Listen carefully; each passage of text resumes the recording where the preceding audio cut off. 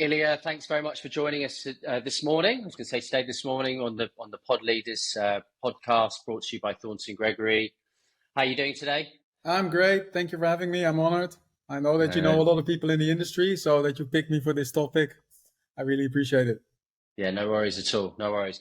Hey, for the viewers that are viewing in for the first time, I guess the premise of this podcast is to try and deliver some value to our sort of mutual audiences here. You know, I've got a background of 10 years working within Martech, SaaS, recruitment, helping companies and people like Ilja build go-to-market teams. I thought, you know, when I racked my brains about all the people I worked with over the years on a topic around expanding exceptional EMEA go-to-market teams, I couldn't think of really anybody better than to bring Ilja on. I think he's got some brilliant experience, both from kind of mid to sort of large corporate, also founding companies. I know we'll go on to this in a minute, and also working for kind of harem scarum startups that are just starting in EMEA. So, you know, the view here is over the next sort of 45 minutes or so, we can just cover some, you know, really interesting topics that hopefully provide value to the listeners. And yeah, we'll run through that in the next 45 minutes or so. Okay. So I guess on top of everything else, I mean, Ilja's obviously from Amsterdam. If you didn't know, you know, he's a great family man, you know, very keen CrossFitter, I believe. Is that right, Ilja? Yeah, that's correct. That's correct. You're still doing that? What, a couple of times? A little bit less. I try to spare my body a little bit by training more efficiently, but definitely one of my biggest loves.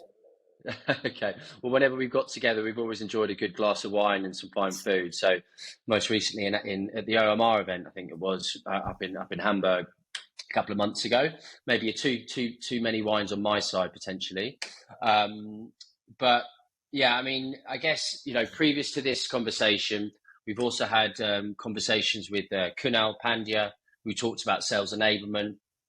I guess next up, we've got a guy called Paul McCord, who's working for Segment, who's used to work for Segment, now working for Particle, who's building all of the partner and alliance strategy. And we're going to talk a little bit about the impact that can have on go-to-market teams and strategies and revenue and the force magnifier. But I guess without further ado, if it's okay, Ilja, why don't we just start about this topic and dive into the questions? Yeah, if that works for you. That works for me. You want me to do a little bit of my background, or? Yes, please. Yeah, I guess just for the listeners, I mean, can you just share just in you know, a few minutes, long or short as you wish, just a little bit about your career today and what brought you to the call? Yeah, I won't walk you through in detail because it will take quite a while. I've got over 20 years of experience. Like Simon said, I started as a founder, 2 times founder of companies, one more successful than the other, but that's founder life. But being a founder and working in the EMEA region, predominantly in mobile, gaming and SaaS, after quitting my last startup, I started thinking about like, where can I add value? And then based on the experience I had by penetrating the European market, I quickly understood that companies from outside of the EMEA region didn't have a lot of experience in penetrating like not such a homogeneous market as EMEA. So I started advising start and scale ups that had a proven product outside of the European region, for example, US, India, on how to position their product in Europe, how to build a team, basically what this conversation is about. And then how do you actually test the market? We call it scout the market, and then make the market and scale the market. So how do you test where to launch, what kind of team you need, what kind of marketing you need, and then basically be more efficient and try to, shoot with hail and try to penetrate all the markets. So I've done that for multiple US startups, all in AdTech, Martech and SaaS. Then also for an Indian startup called CleverTap, first man on the ground. So basically I've been around for the last 15 years in SaaS, building go-to-market teams for start and scale-ups. And basically that's what my experience lies, and especially the team part of it, because I think that's the crucial part of having a successful go-to-market strategy, is building the team around it to be efficient and successful. Yeah, absolutely. And such lots of rich experience there from different cultural companies coming into EMEA as well. I think that's important to mention. So it's both. I think, am I right to say, so US, as you say, Indian headquartered.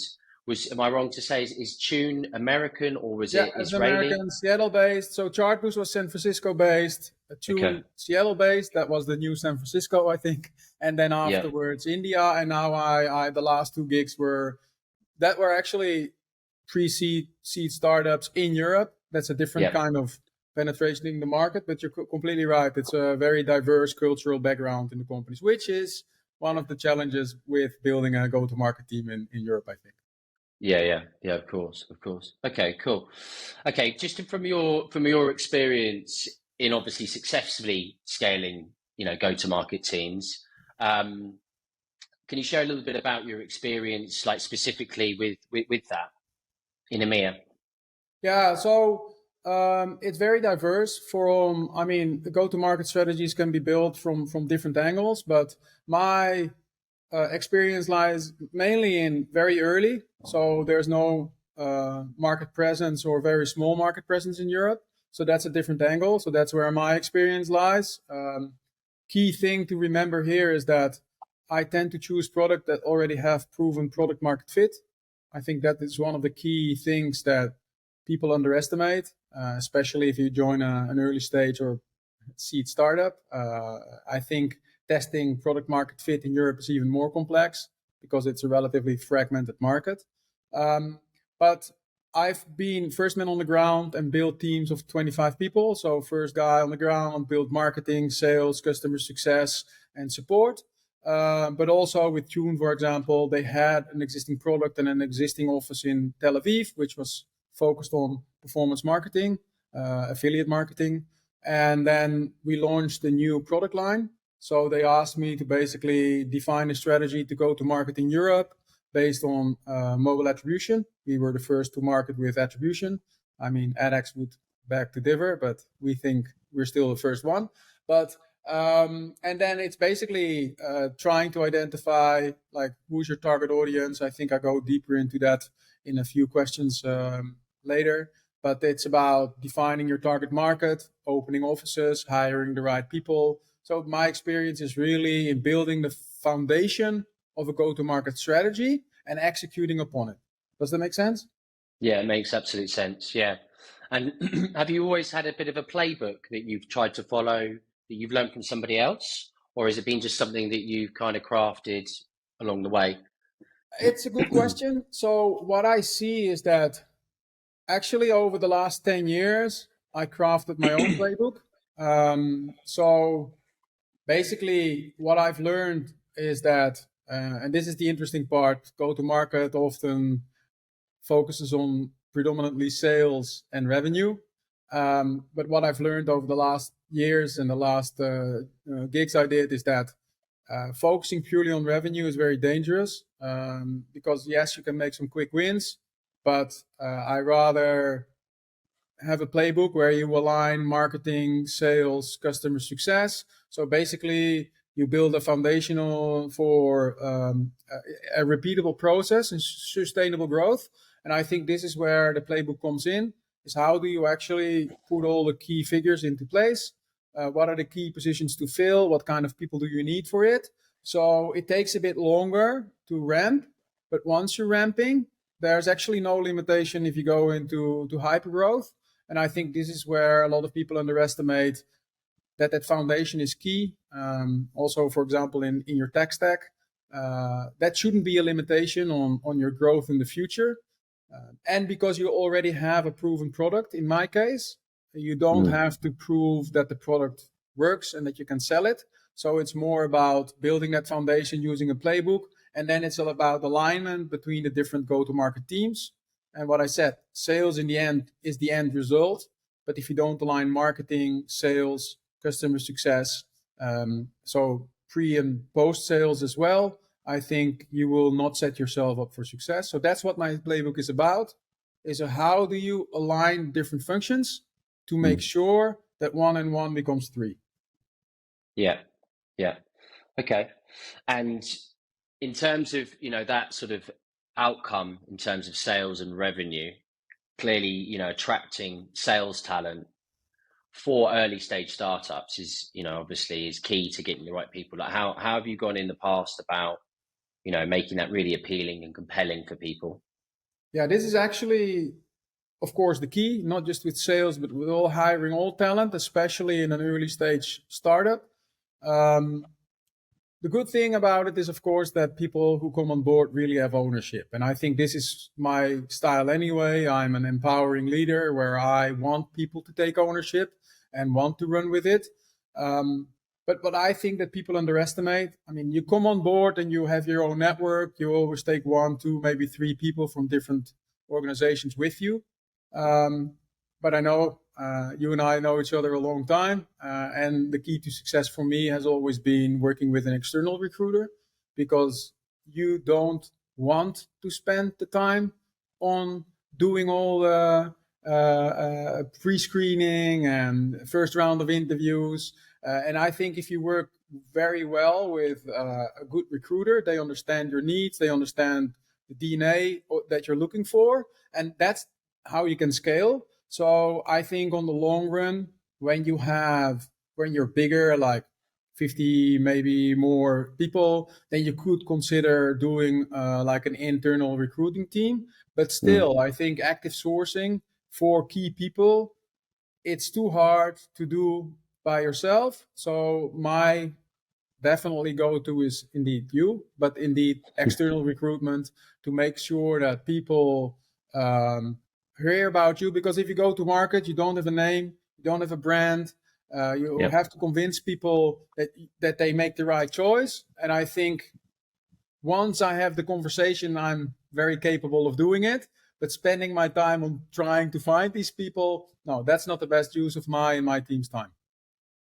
I think just to dig into that a bit further, I think so you're saying it's just when you're setting all this stuff up, you're just so time poor, right? Yeah. With stuff that's so important to the actually launching of the business. You're saying it's better to outsource at that point, with support probably from the internal, maybe headquarters or That's whatever. it. Work it. Yeah. Yeah. Okay, that's cool. Yeah, I understand. No, I know we've had a lot of success doing that, and I think certainly for very early stage startups, I think not saying for us, but I think there is still definitely a burning need, especially in EMEA. When you're talking about US companies trying to do it remotely, it's just such complexity around the different regions, the different networks, the candidates, how they're receptive to different messages. So yeah, no, that's reassuring and good to hear. I guess in terms of the performance goals and metrics, so you've managed to attract and have that compelling message. You've managed to onboard a few sales team onto the business, and you're setting and ramping. What's the sort of the metrics that you kind of look to as a leader set these people when you're just setting up a region? Yeah, I think, of course, everything stands and falls with your targets. If you look at this age, I think less than 40% of the reps are hitting their target. I don't know exactly about customer success and marketing. That's another story. How do you align cross-functional targets? But I think the key is to set realistic yet ambitious targets. What I see is that companies often blame the individual sellers if they don't hit quota. But if you look at sales enablement or poor goal setting, I think that's the key. When people are longer in the company, I tend to involve them in goal setting, because if people are involved and they're basically included, they cannot hide behind the fact that you give them a number. If they sign up for the number themselves, I mean, you can actually hold them accountable. But I've been in situations where my top sales guys were doing 1.5 million in a year. They doubled their OTE the year after, and I was like, okay, going to my CRO saying, hey, what's going on? Yeah, we need to hit the target. Yeah, but you're not giving the guy anything additional. There's nothing additional to sell. So I think reasonable target setting is there the key. What I always look at is, if you go to market, like, what is relevant for the company at that stage overall, and for us as a EMEA entity. So how do you align your KPIs with the behavior you want to enforce? Let's say that you want to do land grab then you will have another kind of target where it's the number of accounts closed. But if it's focusing on larger accounts, to what I normally do when I go into a region, you identify a few key verticals and a key target prospects.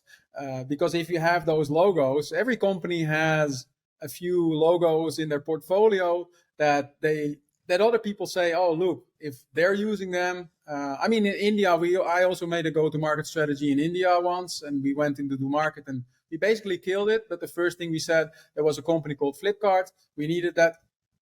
If you sign it, there's a huge bonus attached to it. And yes, indeed, when we signed it, people looked at Flipkart. They were like first guy in the market. Everybody looked up to them. If they're using us, then we'll probably can't make a wrong choice. You know, I mean, I always say you can't get fired for buying Salesforce. If you buy a contender, you can get fired. So that's where you try to align. Do you want to focus on specific logos, so named accounts? Do you want to do SaaS businesses want annual upfront revenue? So that's also what you can enforce. And then, of course, I think it's cheesy, but it's true. You have the SMART goals. I wouldn't call them smart, but in the end, it needs to be time bound and achievable, right? So what I mentioned before, because even if it's ambitious but achievable, then people go above and beyond. If you set a number or target that's unreasonable, people are not even going to try. And then I think what's also important is transparent communication around these metrics, like because then people start understanding, how does my specific target contribute to the overall success of the company? And then you're become a part of the overall target easier. So I tend to do a mix of individual target and team target, where people say it's sometimes unfair because if other people underperform, but that's always the case, right? But I want the team to lean in, and especially if you build an early stage go-to-market team with marketing, sales, customer success, it's basically how do you do acquisition, sales, and keep the customer happy. I think if we align those KPIs based on an NPS score, for example, and net revenue as a team, I think you enforce really good team behavior. So I think that's it. And then I think recognition and reward for me is very important. To recognize good work, reward the people for good work, praise them in public. I think that all goes down into the metrics and setting it, enforcing them, explaining, and then also rewarding. I think you touched upon it in a previous answer, but like building that accountability. I mean, it's the whole reason why people join startups, isn't it? And being visible. If you want to go and kind of just be another metric and another number, you can go and join a great big corporate, right, and just be part of the engine. I think that's the stuff that you mentioned there about, the split targets.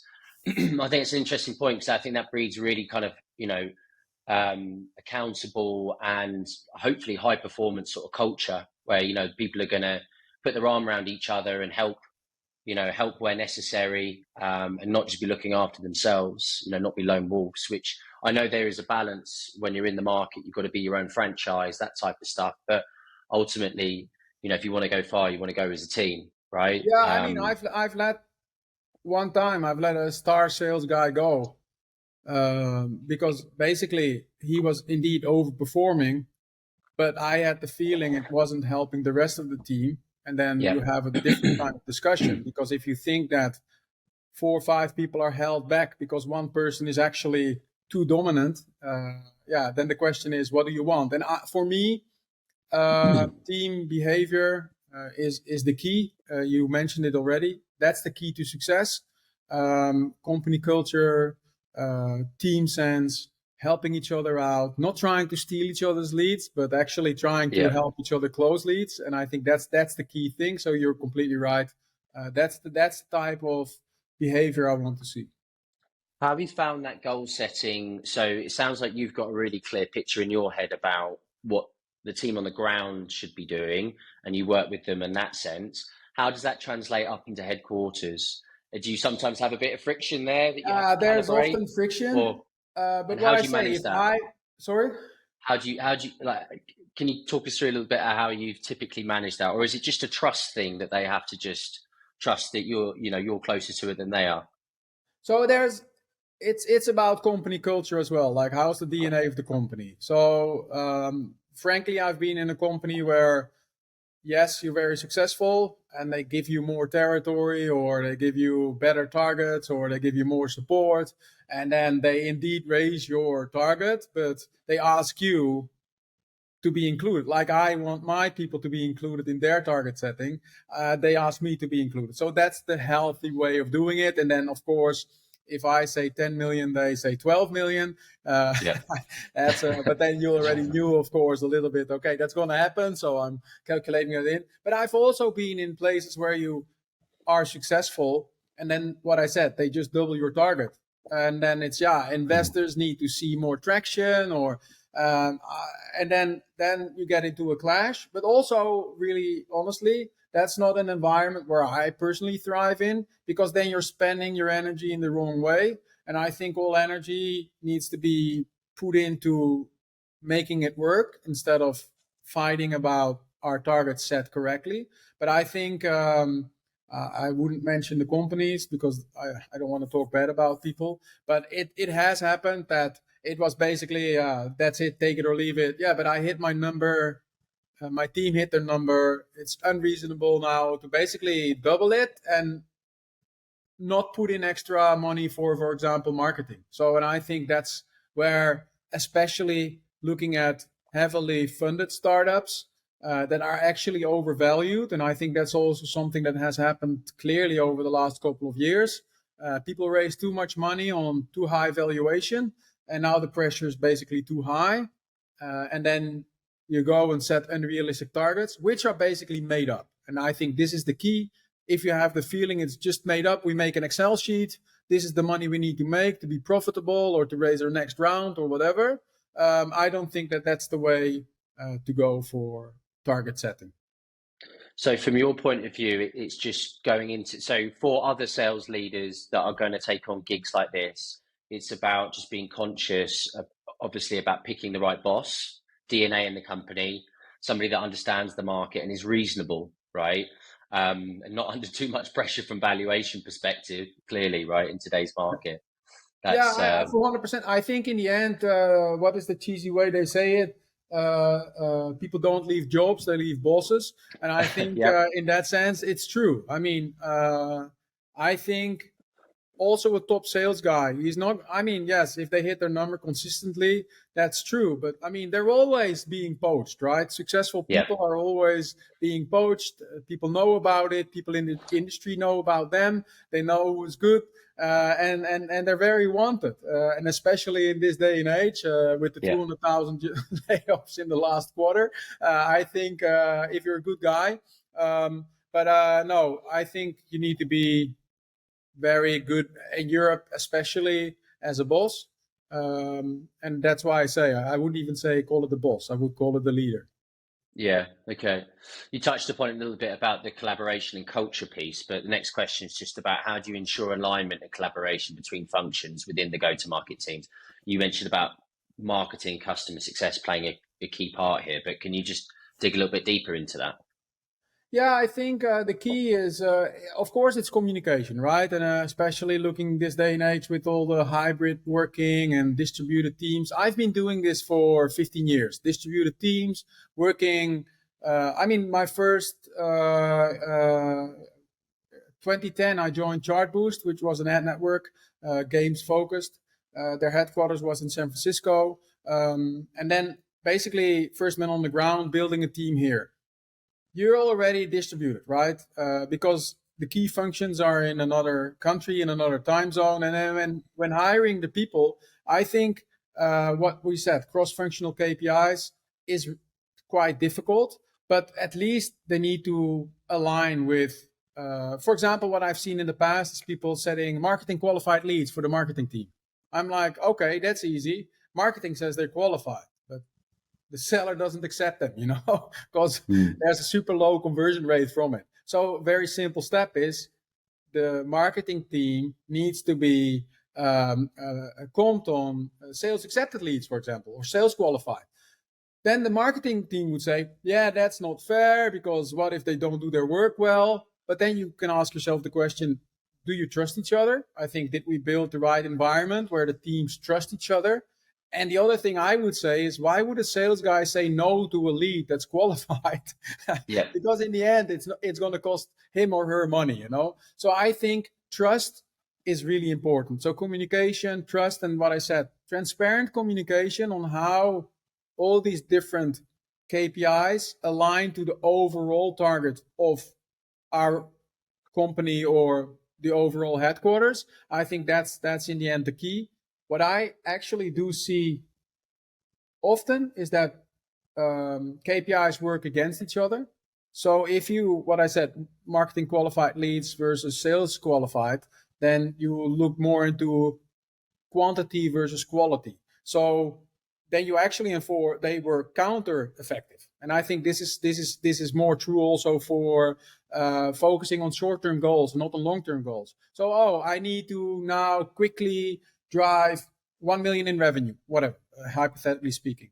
But then what is actually the effect for year 2 and 3? If I now start signing customers that maybe convert quickly but are not really into our target audience, they will churn next year. So yes, the sales team is very happy with it because they can quickly make money, they hit the targets, but it's not benefiting the overall strategy of the company. And this is where you go back with target setting. It's like, what does the overall company want?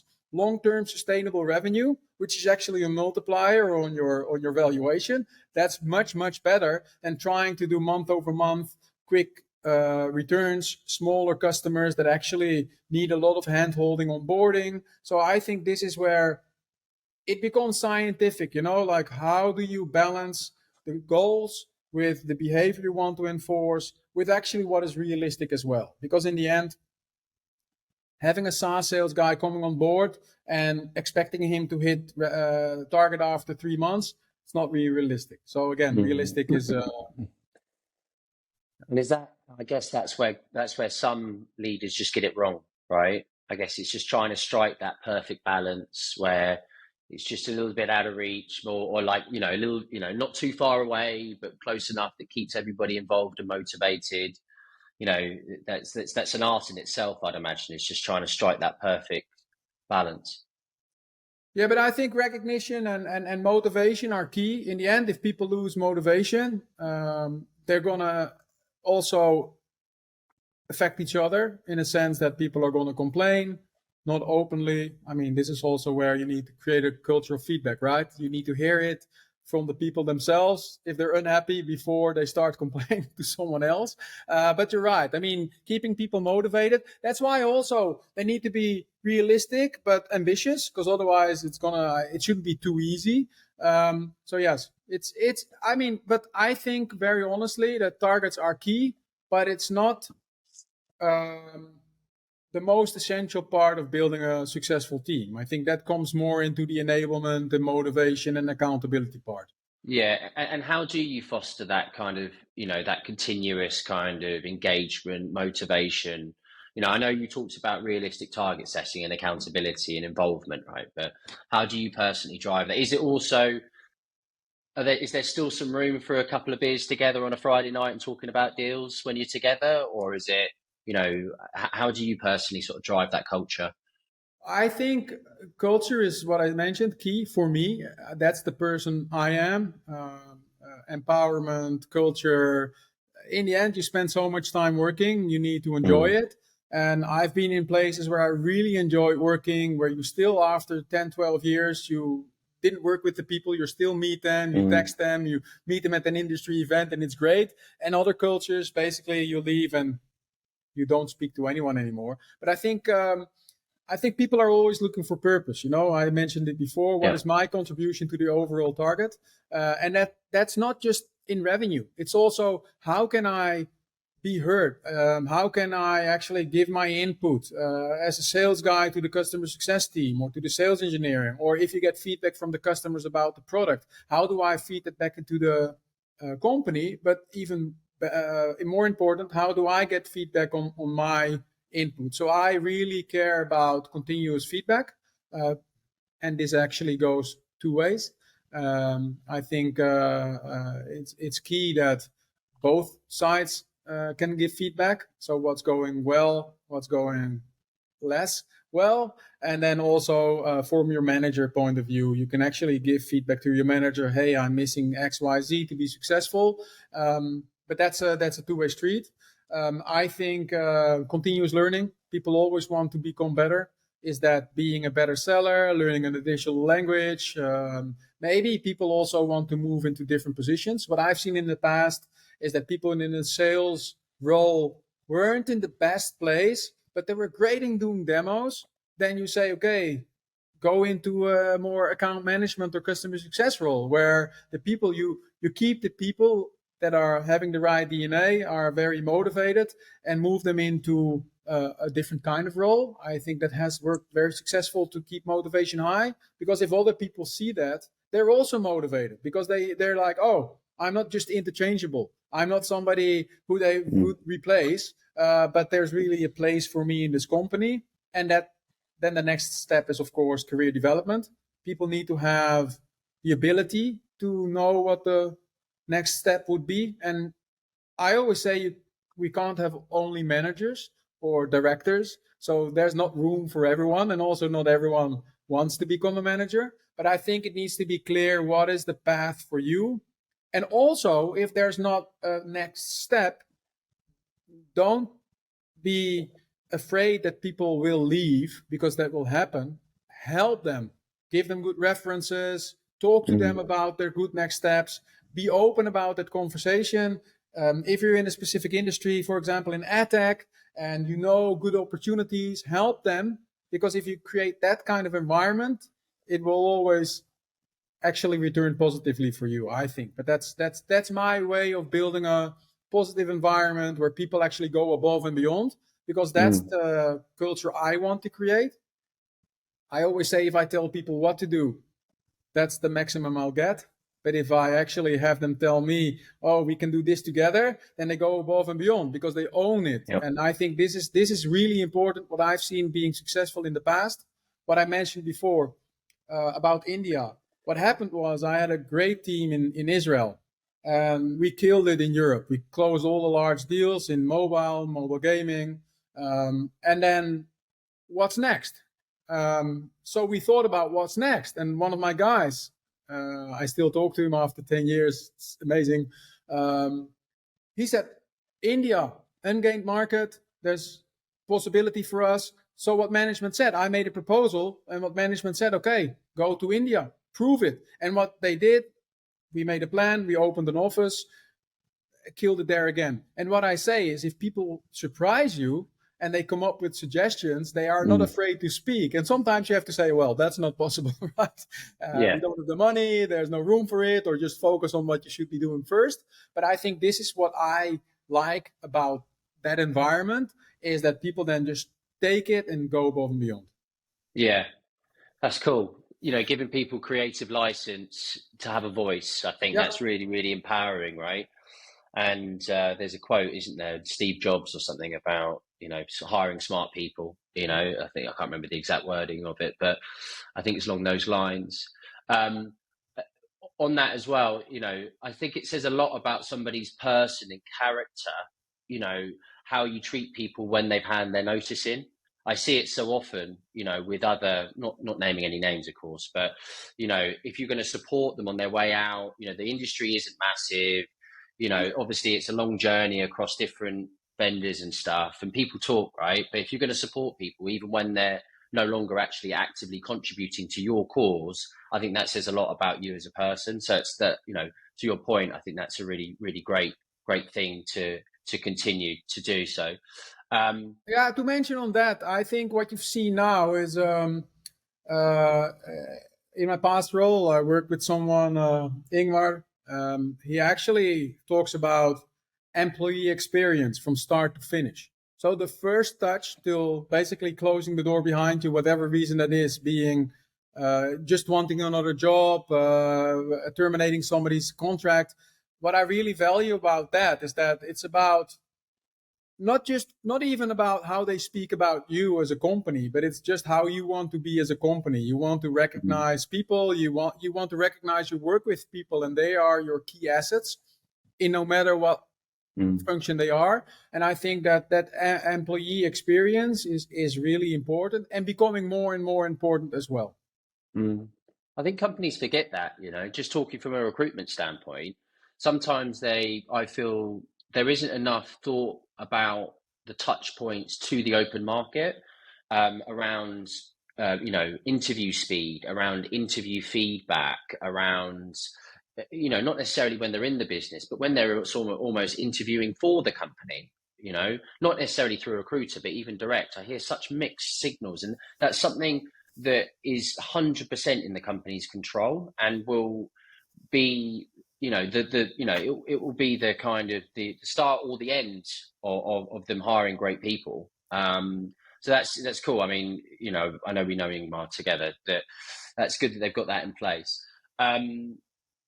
So look, next part, we touched upon it a little bit. North America's North America, obviously great total addressable market. EMEA is hugely fragmented, right? So look, when you talk about your go-to-market teams and building them and strategy, how do you consider that in terms of the different regions, different countries when you go to market, and how do you adapt that to the go-to-market accordingly? Yeah, I think, of course, this goes beyond team, but you need a team to execute it. But what I think is really important, and this is a little bit what we talked about in my playbook. So usually what I would do is, when you have an existing product and you want to understand how can we increase our footprint in Europe or grab market shares, then I would first clearly, and you would actually be surprised how many people didn't do this clearly, is what is your ideal customer? So basically that ideal customer profile, and then together with your total addressable market. So if you define your customer profile and you actually start defining your addressable or serviceable market, I mean, these are all terms that people use in building these go-to-market strategies. I personally divide Europe mainly in 3 different tiers based on the ICP and the TAM, where I would first focus on the tier 1 regions, where basically you would get most traction quickly.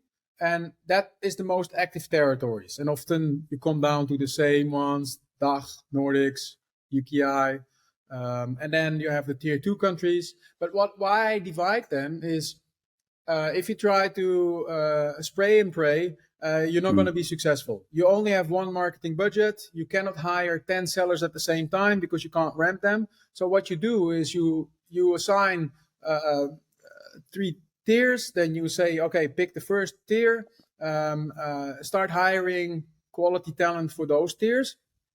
And I think the key thing is that people underestimate localization, not even in translation, but you need to basically have the collateral, the case studies. You have to speak to the right audience there. I mean, Germany is a completely different market than UK and then France. So speaking the right language, and that's not French or German, but just the tone of voice, having the right sellers. So in France, honestly, if you sell into enterprise, I would find someone who speaks French. But in Germany and UK, of course UK, you can get away with English. And then I would just focus on these territories with my events, with my paid marketing, with my outbound sales. So I would set up that team. Then in the second tier, I would do paid marketing because you don't want to miss out the market. And the third tier, I would just, if there's any inbound, I wouldn't reject it.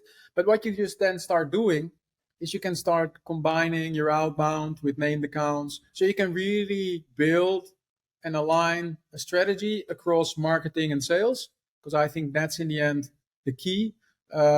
Because sales need to then loop back what works, what events are good, what kind of collateral resonated with, who are we speaking with? Is it the end user? Is it the economic buyer? So I think in the go-to-market strategy in Europe, it's very important to first do the approach of building those ICPs and total addressable markets, which is actually ongoing because industry change, you get more traction.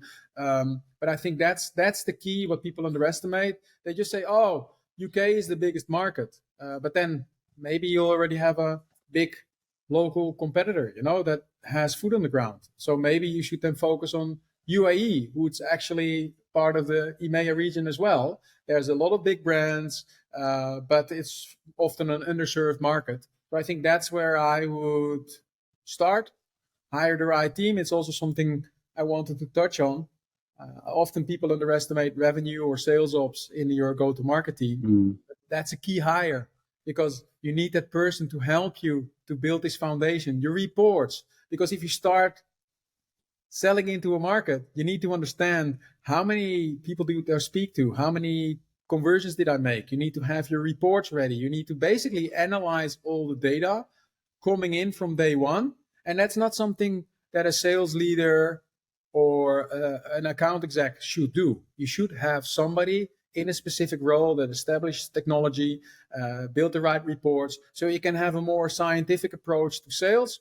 Yes, I defined my tier 1 countries, but when I start putting my effort in, does it actually confirm what I was thinking or not? And if it doesn't, how can I adjust my strategy accordingly? All about the data, right? I think it's really interesting. So we've had 3 episodes of this, and RevOps have come up every time. It's like quite a not a key topic, but certainly something that I'm seeing as well from where I'm sat. Companies are really standing up and taking notice now, the value of RevOps, sales ops, and obviously making sure that they're putting their effort into the right stuff almost. So that's pretty cool. I think we're going to do an episode later about. I definitely do, because in Tune, which was basically, if I can say, the most successful, I think I've been most successful there. And also we had someone called Megan James. She was great. In the beginning, I was like, what is somebody administrating Salesforce the whole day actually doing? But she made me understand how vital that position is. But after that, I mean, I've been in constant battles with, because it's not a revenue driving role, right? It's not a customer facing role. So people are asking, C-level is asking, hey, why do you need to spend 80K on somebody who's not driving revenue? But this is what I mentioned before. It's about building that foundation of success. And if you then, because then you actually know what worked and what didn't. Because if you just start closing deals and you see like no patterns in what kind of customers worked, what are the sales cycles, what are the different touch points, then you can't repeat it. But if somebody helps you, and the other thing is, if somebody helps your sellers to onboard quicker, then you win on all levels. So I think not having a direct revenue driving role, which is an expensive role because it's often somebody who's not cheap, is a battle. But I go to bat for that every day. Worth the investment. Yeah, I'm seeing it. I always typically saw it in bigger companies, but certainly now in small to medium sized companies, they're having a seat at the table. I do think, speaking to people like yourself, I think it's an exciting time in that space, sales enablement included. I don't know, some companies bucket them together, some companies have them as two completely like separate but together functions. I'm seeing more and more roles come across our desk for sure, and they are pretty well paid. The leadership profiles, highly technical, especially in RevOps.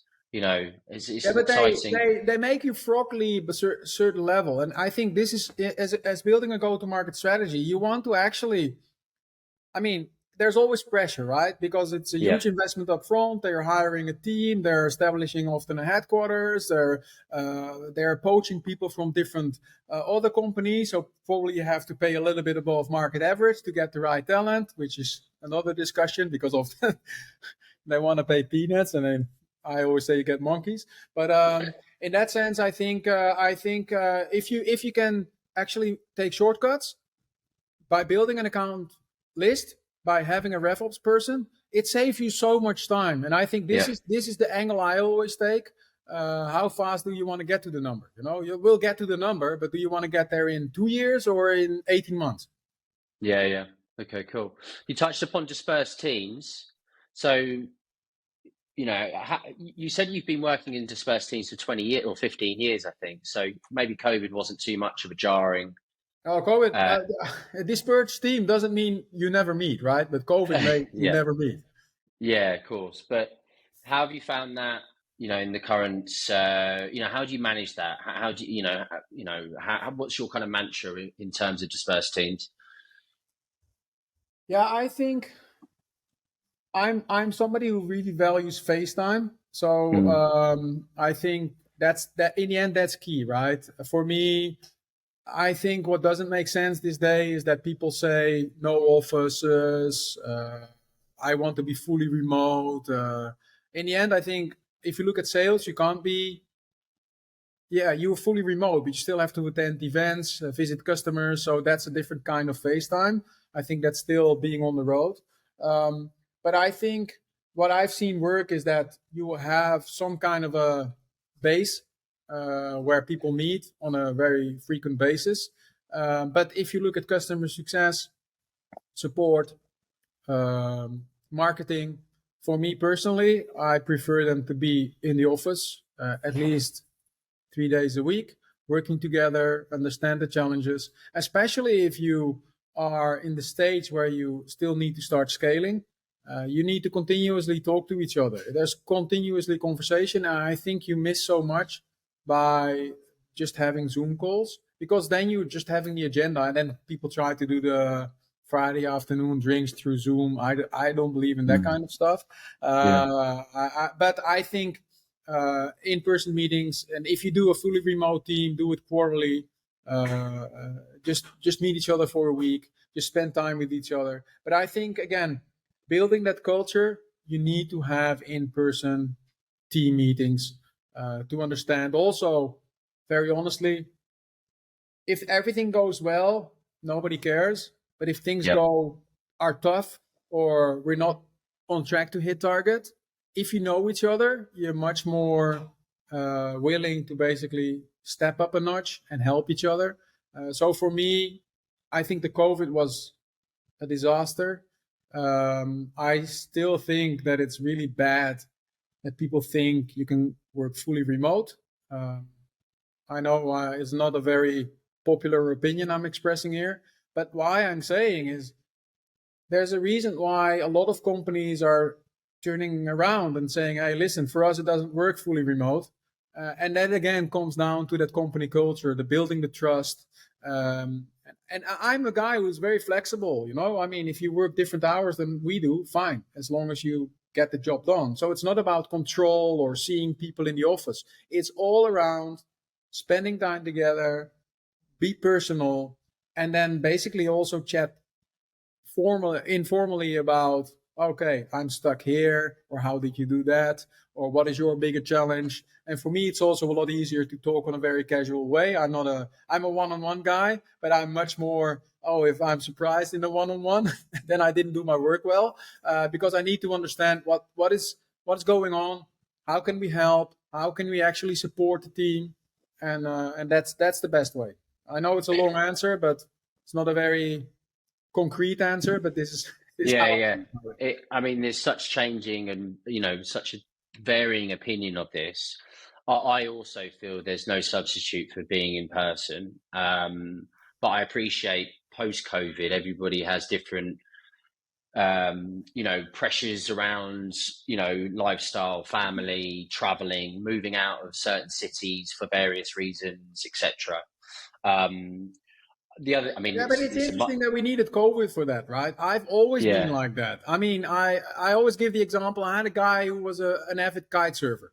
The guy was always available, but the wind isn't always there, right? And when the wind was there, he just had to step into my office, and I was like, okay, go. And he went away for the whole day doing his surf thing, and people were asking, can he just go? I said, yeah, I mean, next time, if I need him, I can ask him, hey, I need you a little bit extra, or can you come in on a Saturday? He will do it. That's the yeah. way we work. But it's interesting that people needed to COVID to realize that. But I've always been running my teams in a way, you know what? You're accountable as long as you perform. And yes, there's people who actually take advantage of that system and will abuse the system. Fine. I don't care. You'll be out. You'll filter you weed out the bad ones, but the good ones will actually be so connected to you and the team, and they will do everything. I mean, I always compare to going to war together. You need to Yeah. fully trust and rely on each other. And I don't care if somebody jumps off the bandwagon. That's fine. The people who will stay are really committed to what you want to achieve, and they will help you achieve your goals. Yeah. Somebody described it. It's all about what people do when you're not watching, right? And that's the important thing, isn't it? You can be not necessarily saying in the office, but this is what all that trust element around the dispersed working. That's a cool example about the kite surfing guy. I haven't heard anything like that before. Okay, cool. I'm conscious of time. Sorry, Ilya. We've been talking a lot, but Yeah. let's see if we can try and get through these final questions. Yeah. So just in terms of common, I imagine this is quite a big one, but and also for our listeners, quite an interesting one. Are there any sort of really common mistakes that you can see from a mile away, or that you just see, constantly trying to having to manage when you're trying to execute against these sort of go-to-market tools? Yeah, of course. I mean, it's interesting. It's so obvious. We call it kicking in open doors in Dutch. I don't know if there's an English translation for it, but no. I mean, the one size fits all approach, and I think Yeah. that's the biggest problem. That everybody thinks that, oh, we go into Europe, and then the challenge is that there's a few large markets in Europe, and for example, I already mentioned the UK and Germany, probably the two biggest economic sectors in Europe. They're completely different, and you need from a higher level. Even the Germans and the Dutch. I'm a Dutch guy, and the Germans we look very similar, but there's a lot of differences in communication, especially, and expectation, and when to talk and when to start talking about closing. And I think people still underestimate. Okay, we'll go into Europe, we set up a headquarters, we hire a couple of sales guys, and then we'll just crush it because our product is so good. That's not the case. Why is that not the case? Well, I already mentioned it. I think underestimation of localization, especially having, very honestly, in Germany, nobody cares about case studies with US customers. You need to talk about, you have to have a German other company on your podcast, because then you build the trust, not by having non-local. And that's what I talk about localization. I think also all the regulations, data storage, Germany, they want service in Germany. And a lot of American, especially American companies, they think, oh, why? We're using Amazon, and or we are host locally in our company. That doesn't work. Based on that, also, I think post sales, underestimation of post sales, is also one thing that I see very commonly. Because if you have customer support, for example, with the Indian company I worked for, one of the bigger challenges we had was that our customer support initially was in India, and they're great, and it's great, amazing, very technical. They know almost everything, but there's still a barrier of communication sometimes. And I think you need to have local post sales support. And then last but not least, I think the lack of local partnerships. And I think you're going to host a whole episode about partnerships. Yeah. I think local partnerships to accelerate what I said. If you want to make shortcuts, beside having good RevOps, I think local partners, industry partners, not like channel sales or whatever. That's all too complex, and you need to have a bigger scale for that. But local partners to host events, to get in front of the right audience, I think that's the most underestimated. But luckily, what you see now more often is that there's a lot of global players in the market that have like regional presence that didn't used to be 10 years ago, at least less. But I think those four topics I see are the most commonly made mistakes. Okay, cool. I mean, yeah, the partnership stuff. We could spend probably half an hour talking about that in itself. But it's good to, we're going to do an episode about that. Hopefully next, we'll see. Just in terms of so you talked about RevOps and technology stack. Tell me just a little bit about, is there any sort of must-haves that you see when you're building your teams and setting up that kind of initial foundation? Is there anything that you really would recommend that people look at and try and procure? I think it's the obvious. Of course, you need to have a CRM like Salesforce or HubSpot. You need to have customer success ticketing tool. Zendesk. I think HubSpot is trying to do everything now. So I haven't checked it out. They have everything, sales engagement tools, outreach, sales loft. I think it's the typical SaaS tech stack. There is a price ticket attached, but the challenge there is if you are working for a company that is already established outside of Europe, you basically have to inherit their tech stack because it doesn't make a lot of sense for the HQ for you to build it yourself. I personally think it makes sense because you're two completely different entities anyway. And I think building your own CRM from scratch, integrating with your own tooling is better. But that's a debate because it, of course, becomes more expensive. But it's if you start from scratch and you build your own database of customers, I think it's clearer because US company has US data. They don't have the European data anyway.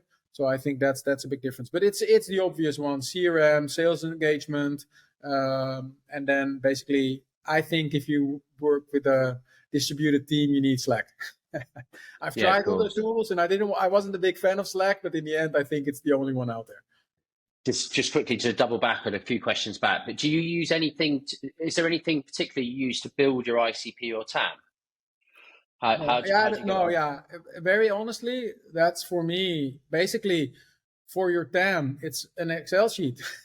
Okay. I haven't used any tools. So basically, I make a list, and then you use sales intelligence tools like ZoomInfo or Seamless, where you basically can say, okay, I want everyone who does anything in mobile, has more than 50 employees, an estimated amount of revenue. And then I build a custom point scoring system.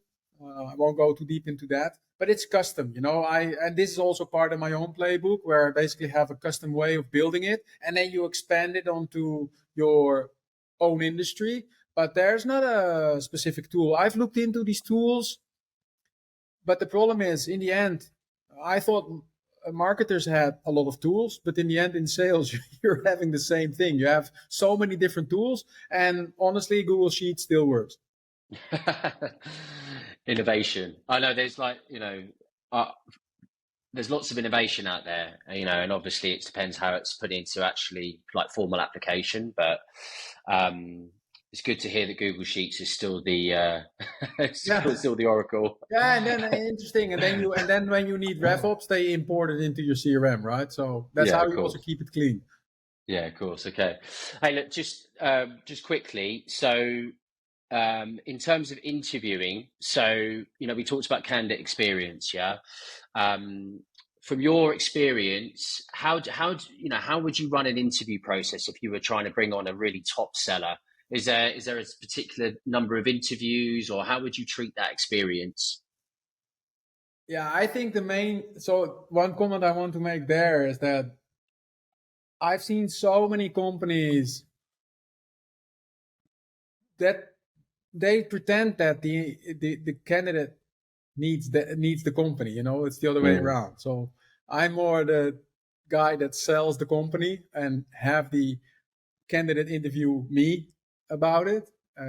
So for me, a good sales interview is short, basically max 3 rounds. Recruiter, hiring manager, or team lead, team member, and then in the end, me or another decision maker. Because you don't need 6 interviews to know if a sales guy is good, And I think for a DevOps role or engineering role, you can put in all kinds of tests. Now, also, I'm not a guy who asks for a 30, 60, 90-day plan on an interview process, because you just go to ChatGPT and you say, give me a 30, 60, 90-day plan. So it doesn't make that much sense because it's all generic. They don't have enough input. So what I normally would be doing if it would be a leadership role, I would say, okay, these are my goals. How do you think you're going to get to these goals? And what do you need from us to manage that? Because then I can see if the person is also able to see, okay, I can do this myself. This is where I need help. And then you basically, because this is in the end where you look for, is that you can cooperate. I think what is key is that the seller understands the opportunity, the company culture, the money he can make or she can make.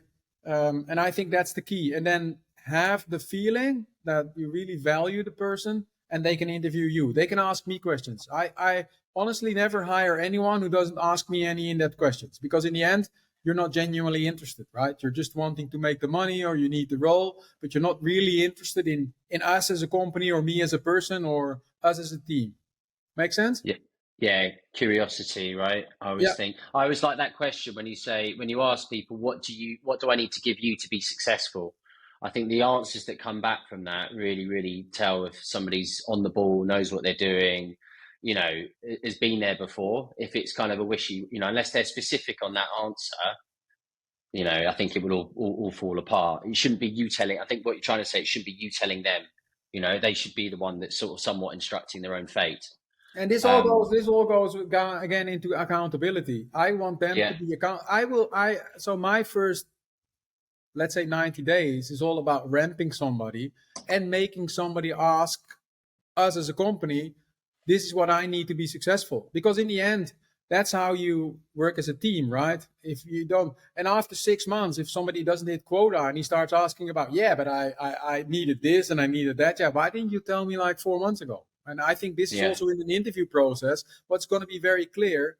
And I think also just expressing expectations, because I think the number one problem I've seen in the past with hiring is if expectation doesn't match. And that's a pure communication fault, because there's expectations from both sides. And if you really didn't clearly dig into it, then you have a bigger issue. Yeah, of course. Okay, cool. Loads in there, and we've overrun. So in the interest of not going too far over, what I'm going to do is I'm going to jump into a few little quick fire questions. Okay. So these aren't, anything you've seen before. And it's the first answer that comes into your head, right?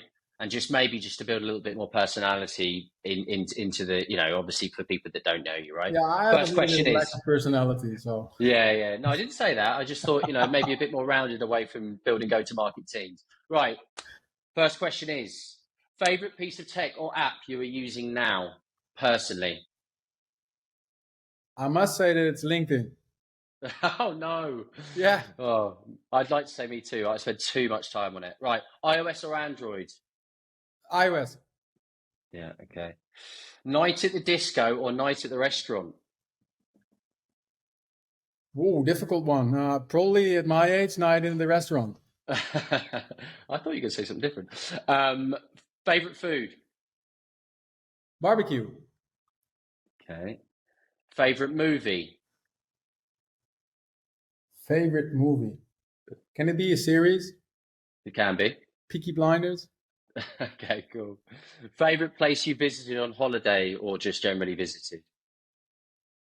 Where my family is. Okay, which that's outside of Amsterdam, or? Yeah, we're just living 20 minutes outside of Amsterdam, countryside. Nice. Okay. What's your guilty pleasure? Licorice.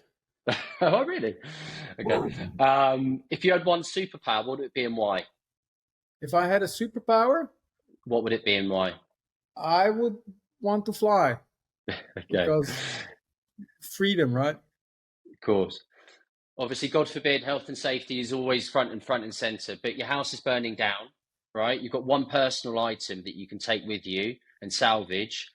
What is it and why? Probably my mobile. Kids? Dog? No, only one, right? And my kids are not items. My girlfriend's not an item, so. Okay. No, they're cool. people. Okay, great. Yeah, okay, we have like a dog, 3 cats, 2 rabbits, 4 kids, and a wife. So. Yeah, we need to keep that. In mind. Okay, great, Ilja. Thanks for being such a great guest on the show. Really enjoyed the conversation. Hopefully, everybody's got loads from that. How can people get in touch with you? I guess, Ilja, if is it LinkedIn or LinkedIn is the easiest, or they can email me directly at me@ilja.com. So very easy to understand. Great. Okay, lovely stuff. Okay, thanks very much. Good to speak to you, mate. Thanks, Simon. It was an honor to be on your show. Speak to you soon. Looking forward to catch up in real life again. Yeah. Okay. Thanks, mate. See you See later. you. Bye-bye. Bye bye. Bye.